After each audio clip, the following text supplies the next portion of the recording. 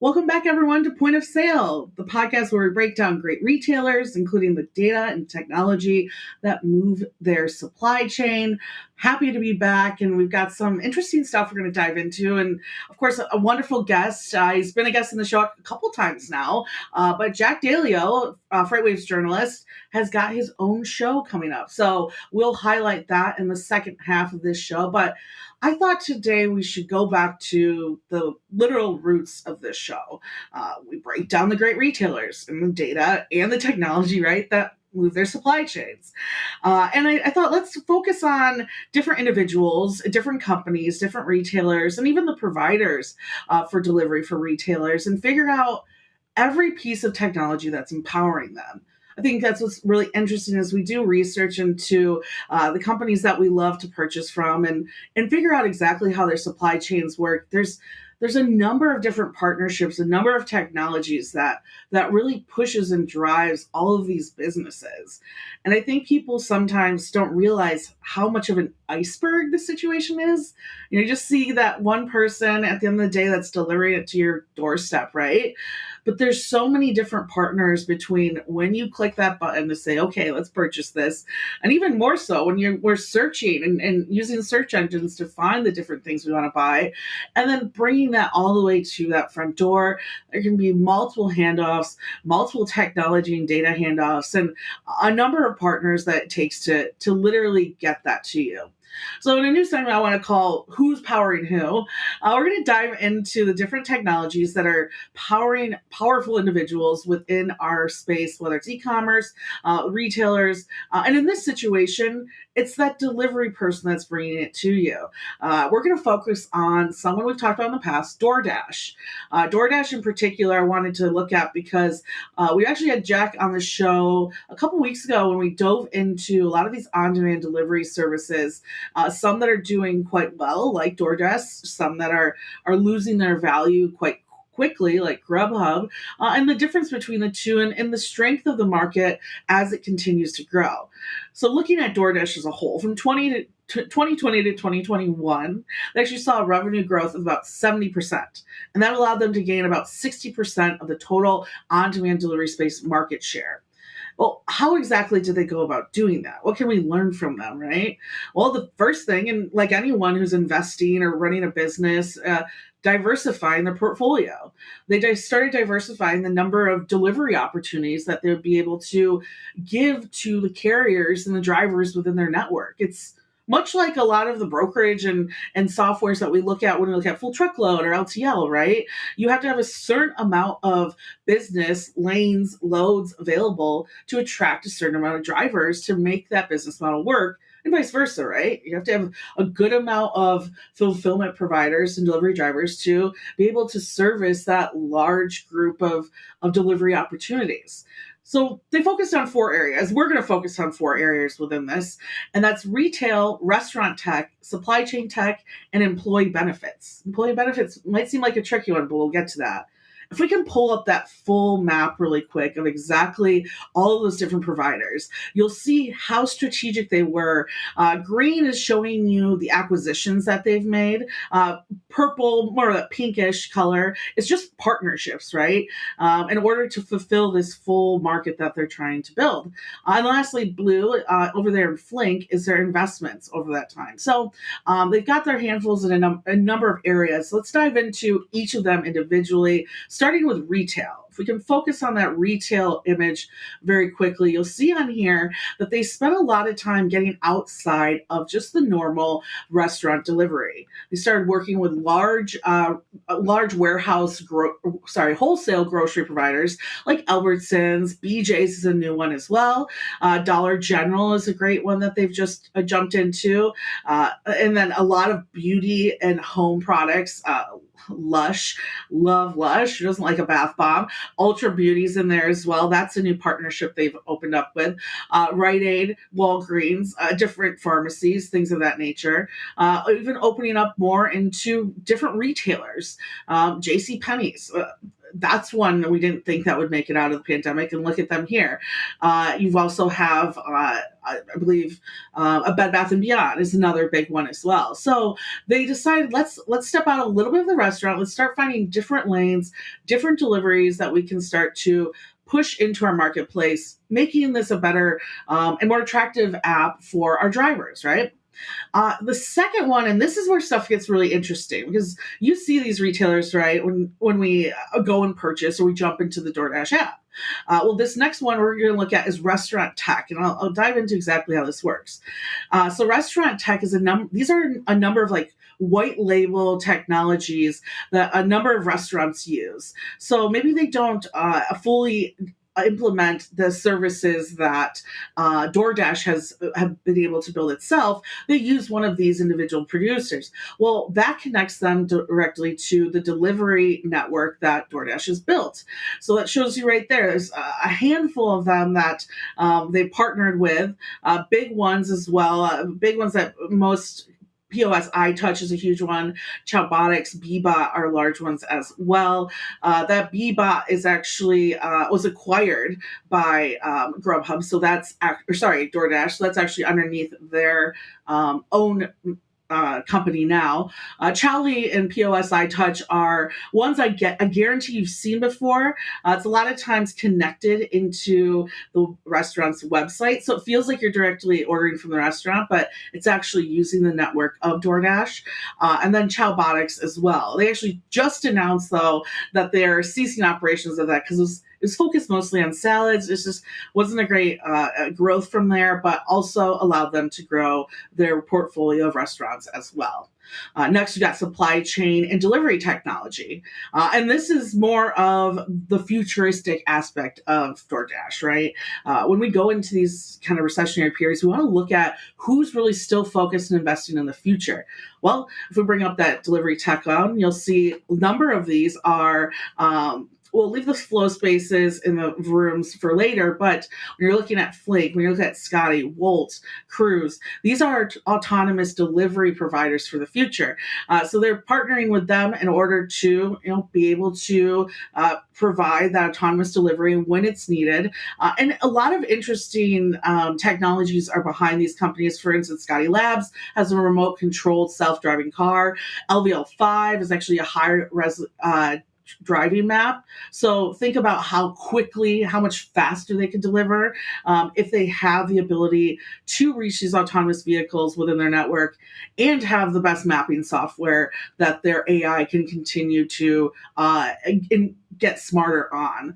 And when you're looking at ultra fast, Wolt and Flink are two big ones in Europe. And then e-commerce fulfillment. So FlowSpace and Vroom Delivery are big ones. FlowSpace I think was my first episode here on this show. And they help e-commerce companies find that last mile driving network.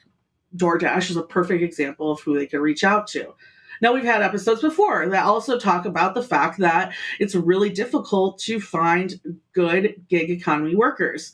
You have to have bonuses. You have to have some type of structure, some type of incentive to outbeat your competitors. Well, they focus their time on there as well. If we bring up the employee aspect, they have Acorns, which they actually use to help recruit drivers by offering investment bonuses.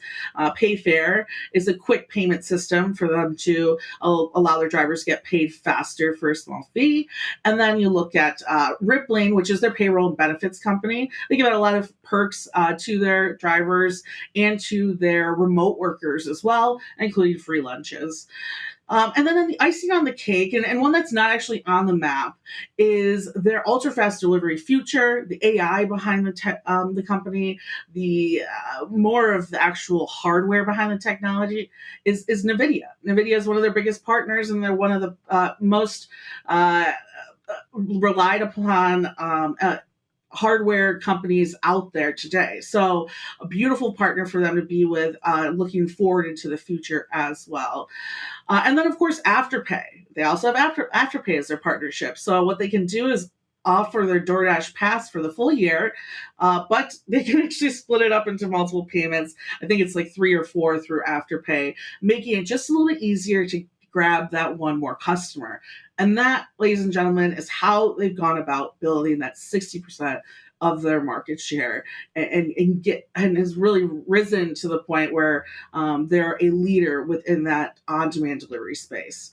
And I mean, that's over 10 different partnerships that they've built and that they focused on. And it shows you right there that it's not just about finding the right driver. It's not just about having the technology in-house. It's about the partnerships and the stickiness. And the bigger the network, the more you're going to be able to offer both parties on the supply and on the demand side. And enough about that. We'll have another one of those Who's Powering Who later on in the year.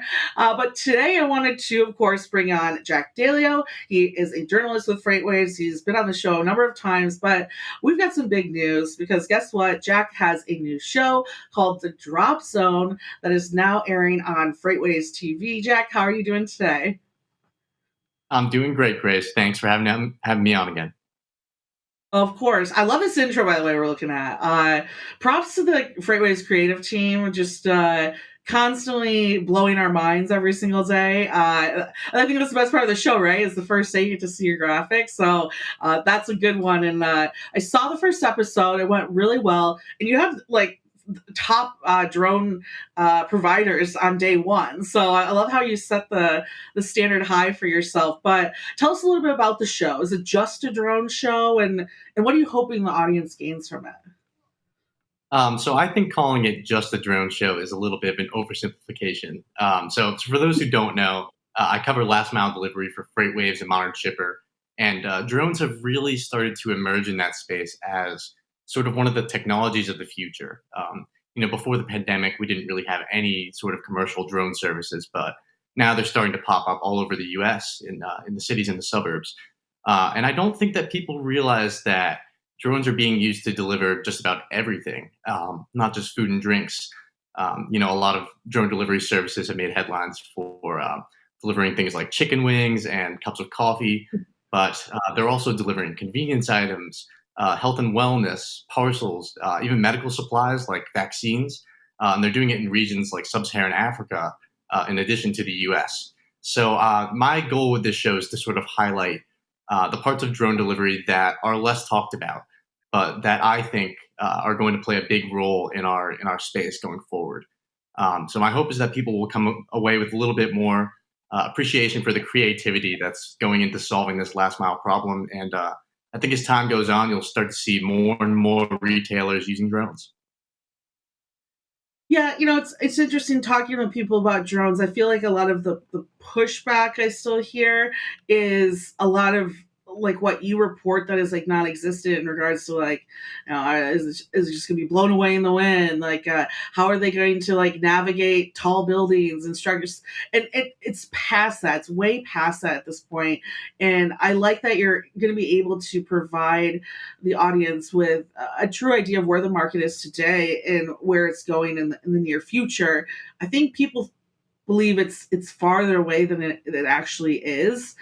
And there's some really good players in the industry that you're going to be able to give a platform to speak on that as well. And speaking of that, I mean, just like I said, day one, you had some pretty heavy hitters on the first episode. Tell us a little bit about that episode and your guests as well. Yeah, I did. I was fortunate enough to have two really amazing guests come on for the first episode. It was very exciting. This first episode, it took a look at humanitarian drone deliveries.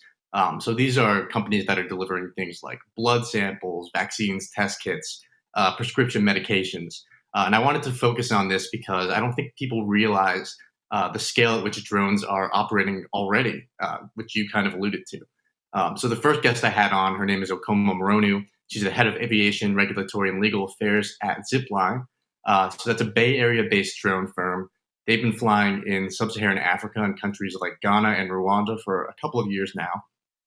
So one of the main things that Okoma and I discussed is a new system that Zipline released. It's meant to help drones avoid crashes, but it's a little bit different than the typical system that drones use. So a lot of times they will be equipped with cameras or other visual sensors like lasers and machine vision to help them kind of see their surroundings. But Zipline's solution, it's called detection and avoidance. It uses sound instead. It's fully acoustic. So the drone it's kind of like a bat almost, using echolocation. and it sends out these audio signals, and they bounce back, and it can use those to sort of paint a picture of its environment. And that helps the drone avoid things like buildings, power lines, and even other drones. So we also talked about some of the technology that allows the drone to take off and land all by itself, which is really important for medical drone deliveries because it reduces the amount of time that the drone is on the ground. And then for the second half of the episode, I had on Dave Merrill. He's the CEO of Elroy Air. That's another Bay Area-based drone company. But they're more focused on longer range deliveries in the middle mile. Their flagship drone, it's called the Chaparral. Dave, he likes to refer to it as a cargo drone. So that drone can carry up to 500 pounds of payload, and it can travel up to 300 miles in a single trip. So Elroy recently started doing humanitarian deliveries through this partnership with this new company called Air Logistics, spelled AYR. They're based in London.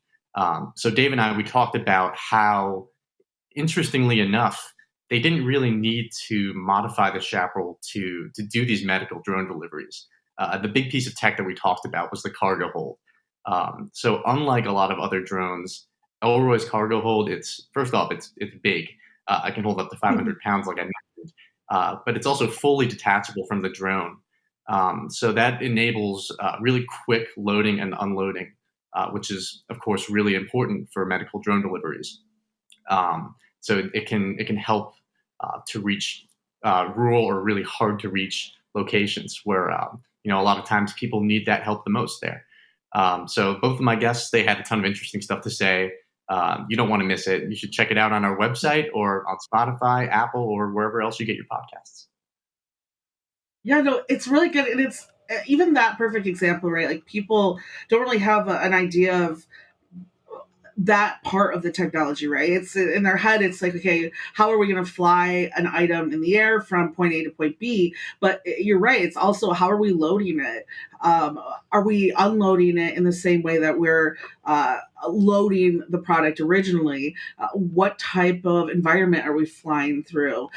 Is it a more of a rural area, or is it an urban area? And how is that impacted? And is it going to be self flown? Is it going to fly with the help of someone at a location somewhere? There's so many questions that can be answered. So I'm sure you're going to have amazing content coming up. And I guess from your perspective, is there any like dream guests that you are hoping to get on, or future episodes that you are excited to start planning? Well, I can say that this next coming episode, which will air next month, it'll focus on last mile drone deliveries in the suburbs. So these are companies that are airdropping deliveries directly into your backyard, which, in my opinion, is really where drone delivery has a chance to shine, is in those suburbs, in those areas where people are a little bit more spread out and there's not really buildings in the way. So that'll be the focus of the next episode. But looking ahead, I'm hoping to get maybe some even bigger players on the show.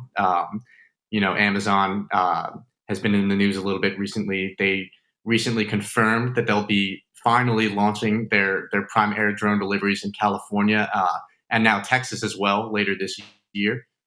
That comes after about a decade or so of promises and a lot of failed test crashes.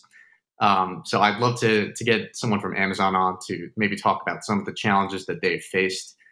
Maybe some other bigger players like Wing, which is a company that's run by Alphabet, or Flight Forward from UPS. But for the most part, I think I want to focus on some of the more niche companies that have perfected maybe one aspect of drone tech. For example, on the infrastructure side, a company like Drone Deck or Matternet comes to mind. These are companies that are building either mailboxes or sort of nests, landing places for these drones, and sort of building the technology that allows those landings to happen without a person flying them.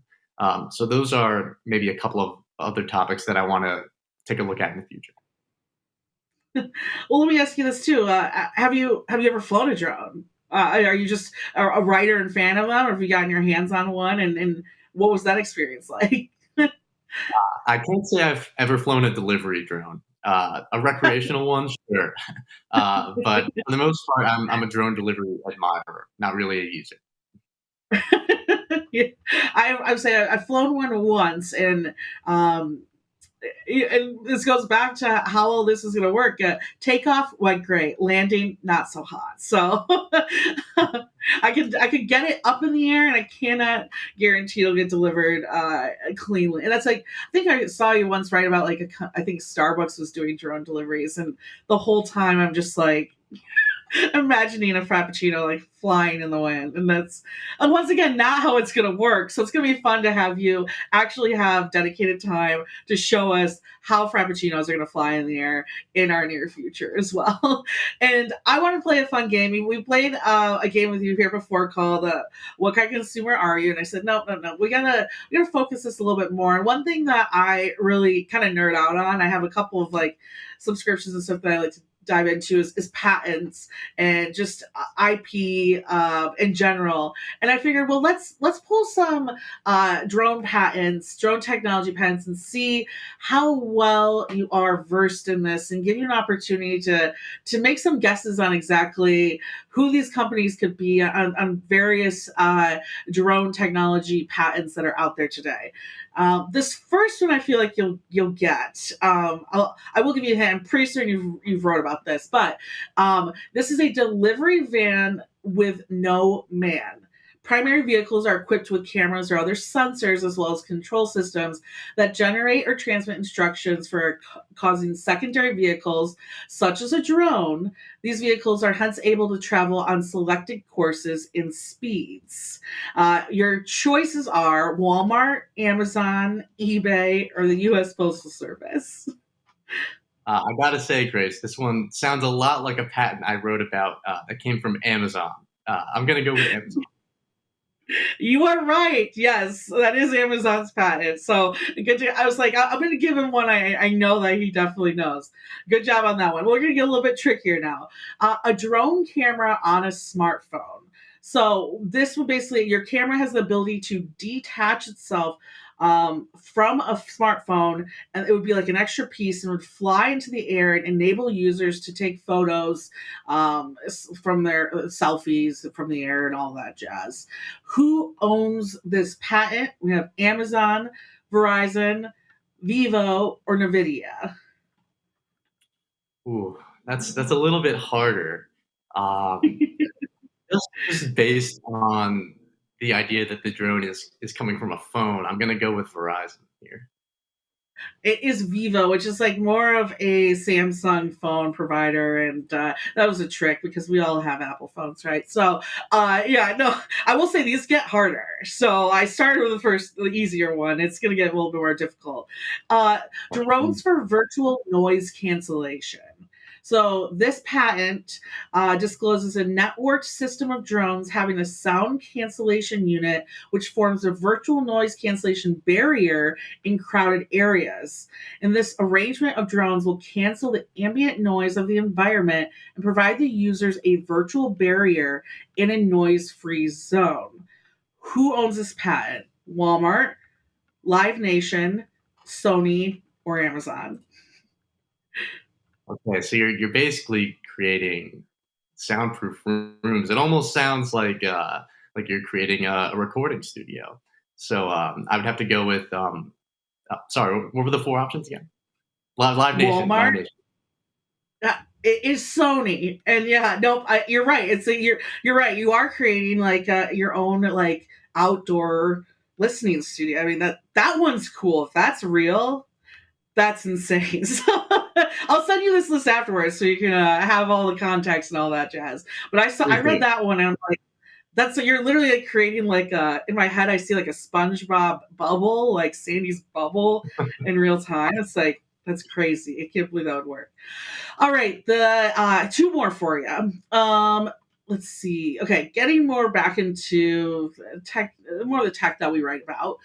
This is a biometric identification from the air. So this patent describes a method of increasing reliability of face recognition using machine learning models and analysis of images captured by drones mounted imaging sensors from the air. So basically, They'd be able to see you from the air and know exactly who you are. Amazon, Walmart, Lockheed Martin, or NVIDIA? That sounds kind of scary, Grace. I'm not going to lie. I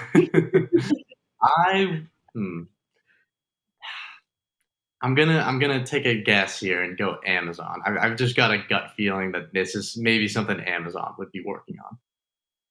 It's actually a company acquired by NVIDIA, AnyVision Interactive Technology. So, no, thank God, because I don't really want Amazon having the ability to see my face from the sky anyways. Unfortunately, we're out of time today. Ran through that game real quickly. We'll bring it on again and do it in the future. Everyone, go ahead to tv.freightwaves.com. Go check out Jack's show, and he will have a new episode coming out next month as well. And you can listen to it anywhere you listen to podcasts as well. Subscribe to this, subscribe to his show. Enjoy the rest of your week. I'll see you next week.